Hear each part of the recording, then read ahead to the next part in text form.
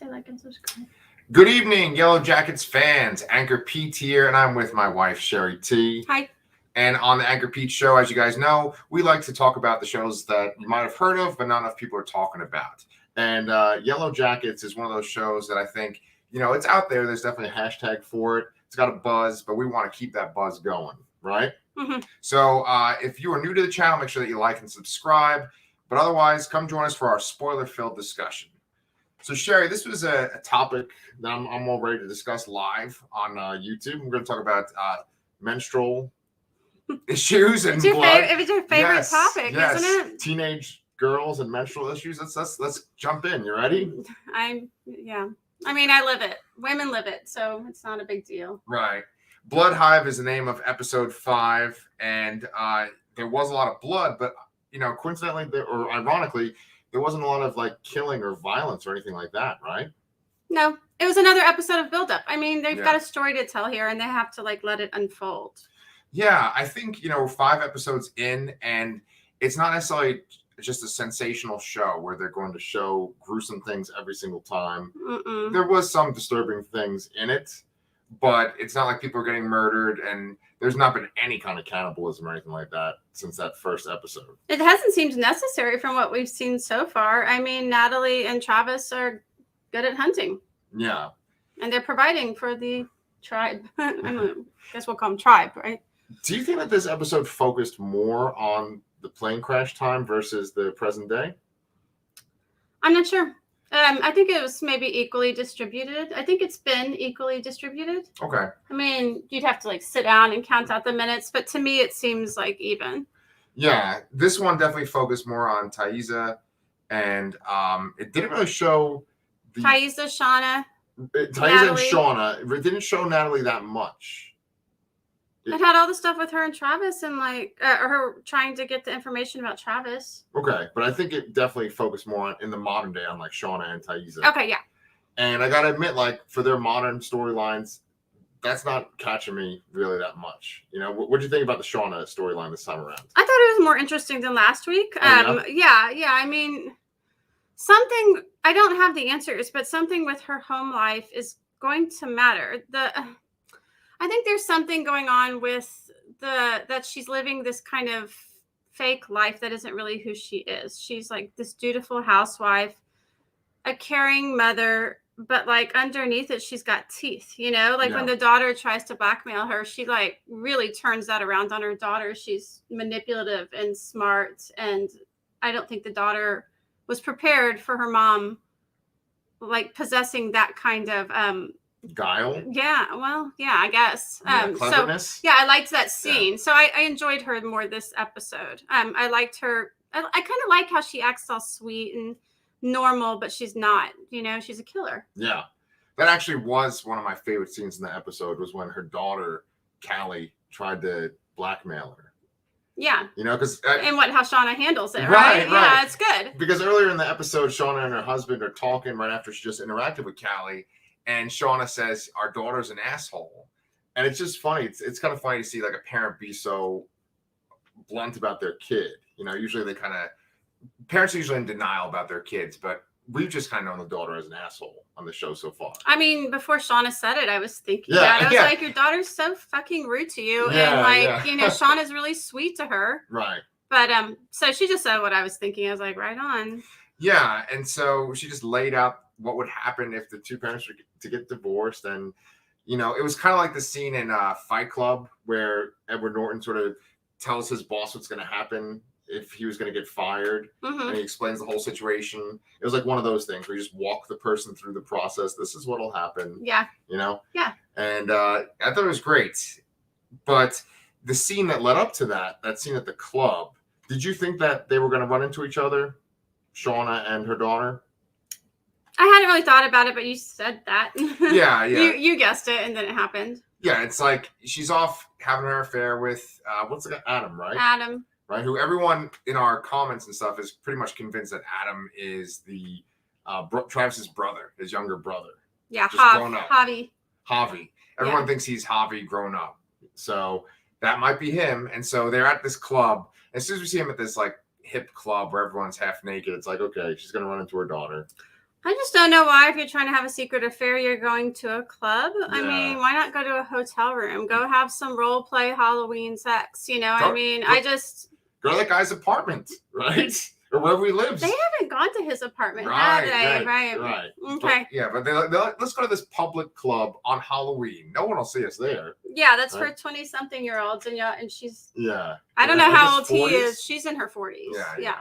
Right. Whatever. So it's a little improbable. I Right. think that she would even go to that club Right. during her affair hours. Yeah. But whatever. It gets in our comments and stuff. You guys do a great job of like kind of tying things together. One little conspiracy thing I can see is maybe he knew her daughter was going to be there and he brought her there to kind of sabotage her a little bit. Okay, but how would he know that? I know. Okay. Who knows? Okay. That's kind of going a little far. I don't know. Anyways, that's pretty much it for That's Shauna in the present. How about Shauna in the past? Yeah, that was some juiciness too. Yeah. Right? Because Shauna is pregnant, apparently. Yeah. And every girl. Okay, so can you explain this while we're live on YouTube? What the hell are they doing with tampons? They're just like boiling them in a pot? Like, don't you just throw them out? Well, why are they doing that? I don't know why you're asking me that. First of all, I think it was pads. Okay. Okay. Do you know the difference? Oh, sorry. Maybe we should change the subject. But it's like, why are they boiling them in a pot? I really don't know. To If clean anyone has ideas of what they were doing there, yeah. Can we get like 16 comments about just, tampons and pads? That'd be great. Maxi pads. Maxi They're different. pads. It's different. Okay. Totally different. All right. Well, just whatever. So she takes her pad or whatever the thing is and she puts it in the deer blood. There just happened to be a deer carcass. And she used that to show that she was just like everyone else. First of all, I don't know why she feels like she needs to fit in that way. I mean, I understand they're all like menstruating at the same time, but it is possible to be around women and menstruate at a different time. So I don't feel like, I guess she felt some sort of peer pressure to fit in. No, I don't think it's peer pressure at all. I think that she's trying to cover her ass. Her friend even made a comment about her being a virgin, and she doesn't want there to be any suspicion. I just feel like she could go. First of all, they don't know when they're getting rescued. She could just like keep her mouth shut and maybe they'll get rescued next week, Right. But if she did start to show her pregnancy, just to like fess up, not about the boyfriend, but say, yeah, I did have sex with some guy and I'm pregnant now. You don't have to like spill all the details. It's true. This is just what my lying, conniving mind would do. Okay, all right. I just don't think it was necessary. Anyway, I just think that's kind of silly on her part to like try to force it. And of course, Taissa's watching, is like onto her, and she knows she's pregnant. And she's promised she'll keep that a secret. It looks like in the coming up episode that Shauna is going to miscarry. Perhaps, and I'm not sure if she's going to induce a miscarriage, but I'm suspecting she will. Yeah. Is it possible? I mean, God, I'm just asking all these weird women questions tonight, but is it possible that like if you were to take a pregnant woman and put her into like very cold water, could that cause her to miscarry? Not that I know of. Because in the next week's episode commercial, they showed a lot of people just falling into water and being in water. And it even looked like she was in water in a dress. So who knows? I don't know, like a shock to her system.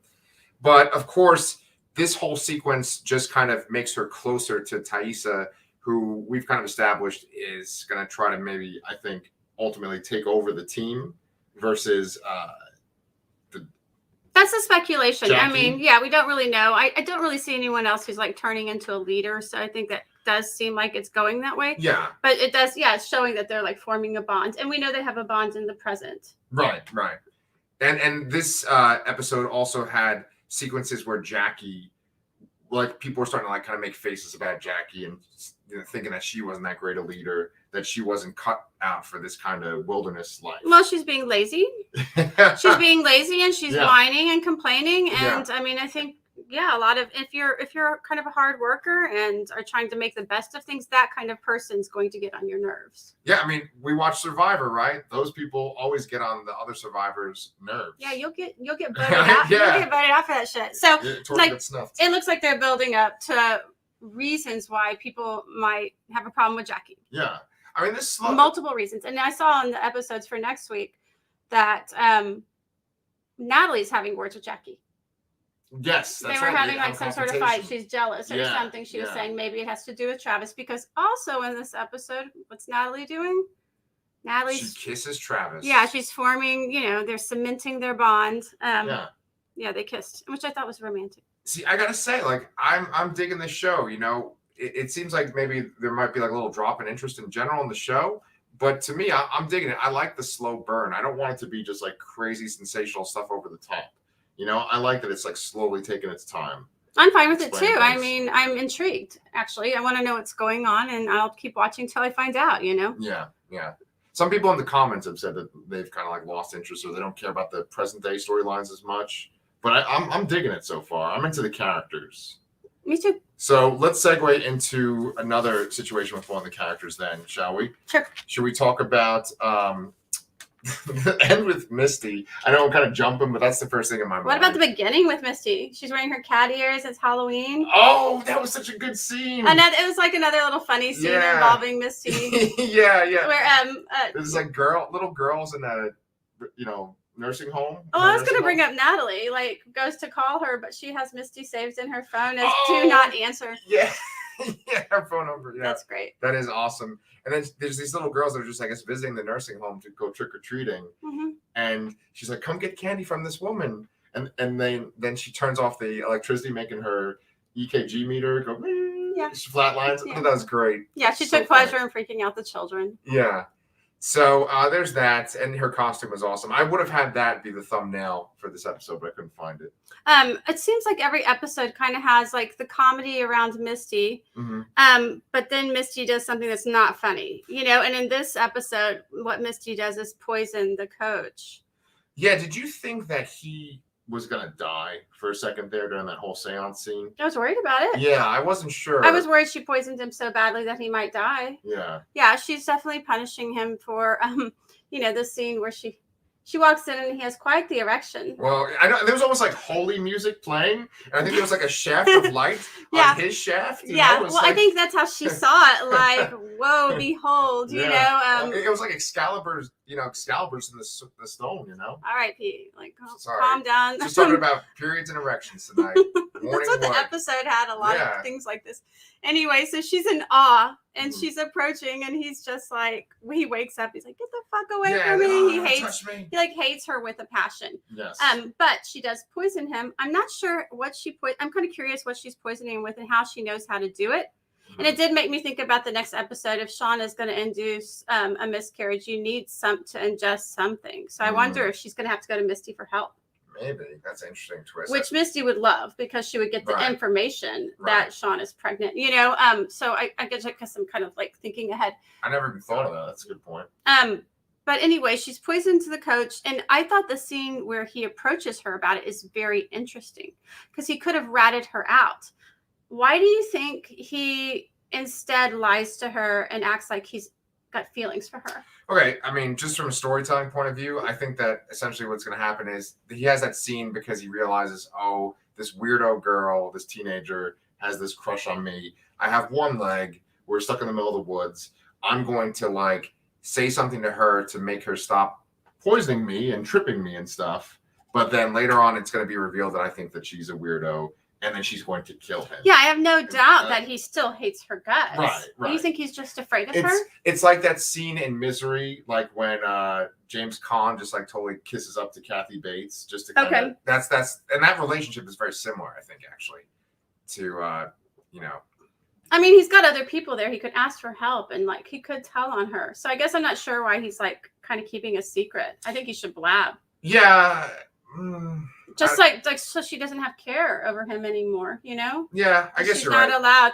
But what you're saying is probably the answer. Right. I mean, I think he's afraid of her almost. You know, he's like, shit, she's in charge of me, and she might do this stuff to me. She's vindictive.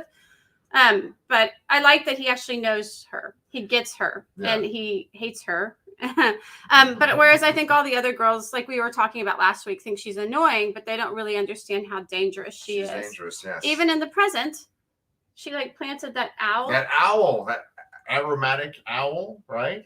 Here's the good news. This owl has a good scent. I was like, okay, what the hell's up with that? That was a pretty great twist that she was spying on them. Okay, but did she send popcorn? Did she send the text? That's the $1 million question, guys. In the comments, did Misty send that text to get everybody buzzing? The Yellowjackets buzzing, or is that from another party who is blackmailing them? It's also the first scene where we've had Natalie and Taissa together Mm-hmm. in the flesh. So they are in a room together. We haven't seen them. Yeah. You know, we've only seen them interact on the phone. And they're calling for Shauna, so we're going to have some sort of gathering. Although the text said, do not tell the others.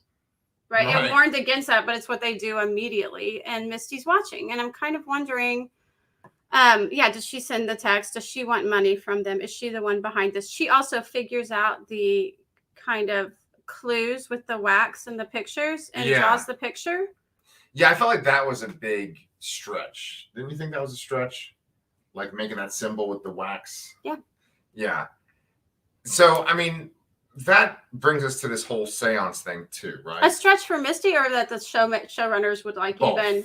Okay. Both. Yeah. Okay. But like that brings us to the seance in this episode, which is kind of a big part of this episode, right? Yeah. And so the show does this like kind of tightrope walk where it's like, is there something supernatural? It kind of leans more towards it's real life, but you know, there's some weird stuff going on. Something's a little off, right? Mm-hmm. And I personally don't think there's anything supernatural going on in the show whatsoever. I just think that Lottie has mental illness, and it's just, you know, she's just beyond the point of taking her meds, right? What, you have something to say? What? You say your side, I'll say mine. I think she's psychic. Okay. Well, okay. Maybe if anything, we need to do a little research into the creators of this show.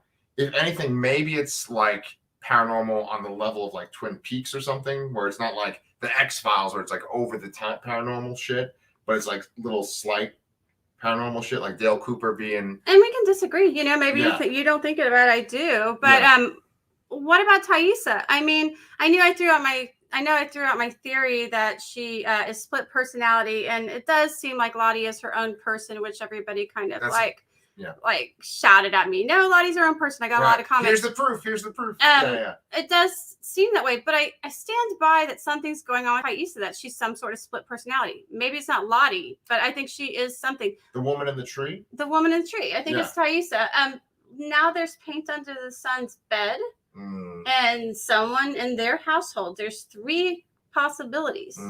Taissa, her girlfriend, and her son. Someone did it. Someone broke the doll. It's one of them. So something's going on, and I keep thinking Taissa is some sort of split personality. All right. Well, let's run with that for a second, right? Okay. If she's a split personality, and maybe she's the woman in the tree. If she's literally the woman in the tree, maybe it's because she's having this kind of stuff in the plane crash time, where she's like separating herself from the group. She's like sleeping above everybody. Maybe she eventually gets to a point where she is like literally sleeping in a tree or sleeping higher than everyone. And she like literally goes in the tree outside of their house. I see your face. You're like, this dude's, you know, full of shit over here. What? Are you serious? What, you think Taissa's sleeping in a tree? I think that she's running for senator. Right. I'm sorry. Like maybe she, you know, when she has that split personality moment, she goes up in the tree and just stares at her son like a weirdo. Okay, well, she did see a wolf. I don't know what the lady in the tree thing means. I wasn't taking it literally.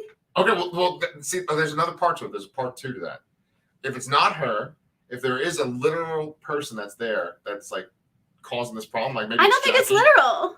Period. Oh, you think he's just seen it in his mind? I think he's just calling it. Yeah, her that. Because he saw something out the window. Is there even a tree out his window? I mean, they live on a city street. Right. Well, Taissa saw the wolf. Right. And I think maybe he's got her psychic kind of abilities, and that's how the vision he gets. Okay. I don't think anyone's in a tree outside the window. Personally, that's what I don't think. Okay. But I do think someone in that household has some issues, and I think it's Taissa. That's what I think. Okay. I think you're right. Look, I actually will give you the psychic thing. Maybe there is a little bit of that going on. Do you think she painted the word spill on her own home? Yeah. Can I say something? Because she kind of like used that. She said she told her partner she's going to quit running for senator. It's messing up their personal home life, right?